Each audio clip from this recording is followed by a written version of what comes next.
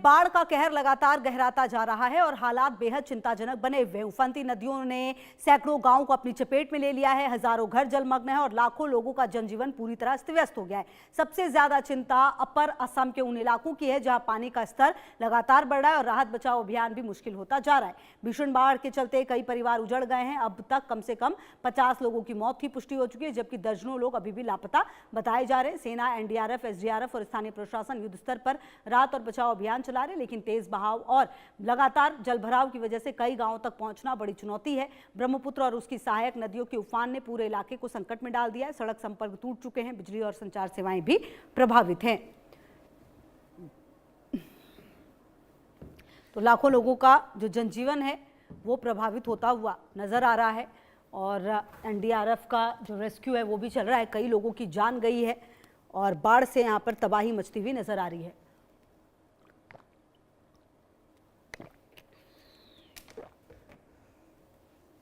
उफनती नदियों ने यहाँ पर तबाही मचाई है। खास करके अगर आप देखें असम के एक इलाके की बात करें तो यहाँ पर हालात काफ़ी ज़्यादा ख़राब हो रहे हैं। कई लोग ऐसे हैं जो बेघर हो चुके हैं, कई लोग ऐसे हैं जिनकी परेशानियाँ काफ़ी बढ़ रही हैं और बाढ़ की चपेट में यहाँ पर सैकड़ों गांव नज़र आ रहे हैं। लाखों लोगों का जनजीवन प्रभावित होता हुआ नज़र आ रहा है। ये बड़ा बदलाव एनटीए में किया गया है।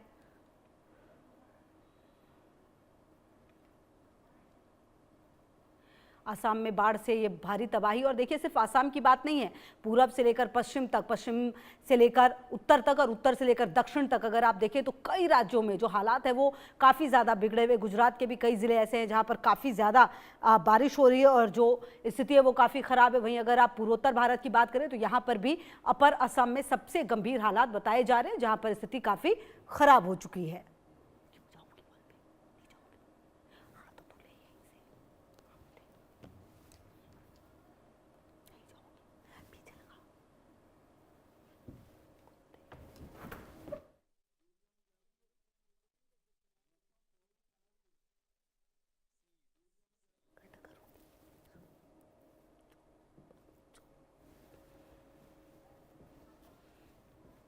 और आसाम की हालत आपने देखी। बात छत्तीसगढ़ की करें तो वहां पर बलरामपुर जिले के लगातार हो रही बारिश है, मूसलाधार बारिश ने प्रशासन की चिंता बढ़ा दी है।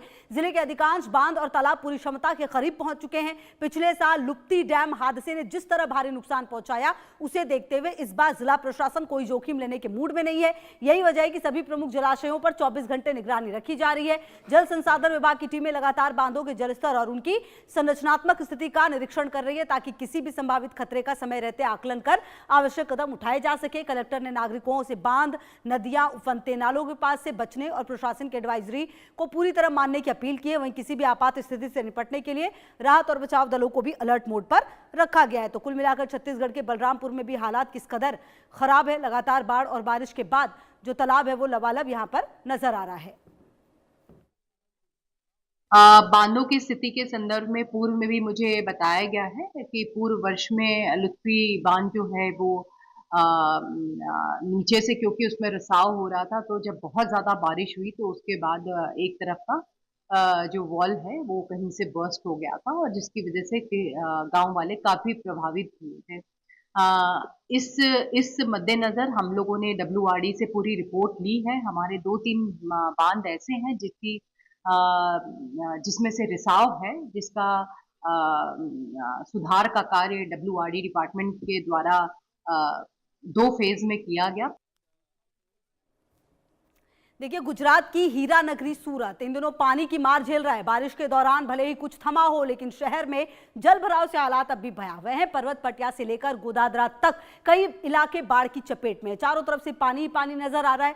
10 से ज्यादा रिहायशी जो इलाके हैं, जो सोसाइटी हैं, वहां पर कई बड़ी इमारतें पानी में घिर चुकी हैं। लोगों के घरों में पानी घुस चुका है, सड़कों पर कमर तक पानी भरा है और हजारों लोग पिछले 2 दिन से अपने घरों में कैद होकर रह गए। सूरत की पहचान माने जाने वाले मेन रोड के टेक्सटाइल मार्केट भी पानी में डूब गए हैं, जिससे कारोबार पूरी तरह प्रभावित हुआ है। काम धंधे के लिए लोगों का घरों से निकलना किसी बड़ी चुनौती से कम नहीं। तस्वीरें साफ बता रही है शहर का बड़ा हिस्सा।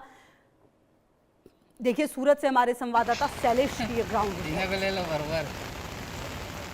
सूरत में पिछले 3 दिनों की बारिश की वजह से कई जगहों पे ऐसा जल भराव हुआ है। अभी भी आप देख सकते हैं ये गोड़ादरा इलाका एक है, वहाँ पिछले 2 दिन से ऐसे जल भराव की स्थिति है और ये जल भराव की स्थिति को लेके आने जाने के लिए लोगों को ये ट्रैक्टर वगैरह का यूज़ करना पड़ रहा है। ये सभी लोग जो अपने व्यापार धंधे के लिए जाते थे वही लोग अभी घर जा रहे हैं, उनसे ही बात करते। कितने दिनों से पानी है क्या? पिछले 4-5 दिनों से यही हालत है। 4-5 दिनों से भाई ट्रैक्टर वाले ये सब हेल्प कर रहे हैं।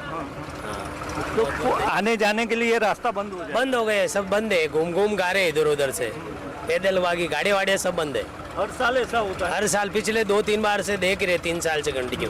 बहुत हालत खराब है, पब्लिक बहुत परेशान हो रहे लोग। पिछले 2-3 साल से ऐसी हालत है, आने जाने के लिए इस तरह से ये ट्रैक्टर का ही यूज़ करना पड़ रहा है, इसलिए लोगों को भी बहुत ही मुश्किल का सामना करना पड़ रहा है। मैं और एक दृश्य दिखाना चाहूँगा कि यहाँ पैदल आ जा नहीं सकते, इसलिए ट्रैक्टर का ही यूज़ होता है। अभी एक और ट्रैक्टर अभी आ रहा है। दूसरी ओर यहाँ ये जो इलाका है, ये यहाँ कई मार्केट भी है, मार्केट के साथ में यहाँ बहुत बड़ा रेसिडेंस एरिया भी है और पूरा जो इलाका है, पूरा इलाका पानी में डूबा हुआ है। रेस्क्यू के लिए यहाँ फायर ब्रिगेड की बोट भी लगाई गई है, लेकिन जो सिचुएशन है उसको लेके यहाँ के लोग बहुत ही परेशान हैं। पिछले कई सालों से जो यहाँ की जो मीठी खाड़ी है वो ओवरफ्लो होती है, उसकी वजह से ऐसी सिचुएशन बनती है। कई बार प्रशासन ने यहाँ ये खाड़ी को ओवरफ्लो ना हो उसके लिए कोशिशें की है, लेकिन तमाम कोशिशें नाकामयाब पुरवार हो रही है। शैलेश त्रिवेदी, इंडिया न्यूज़, सूरत। वहीं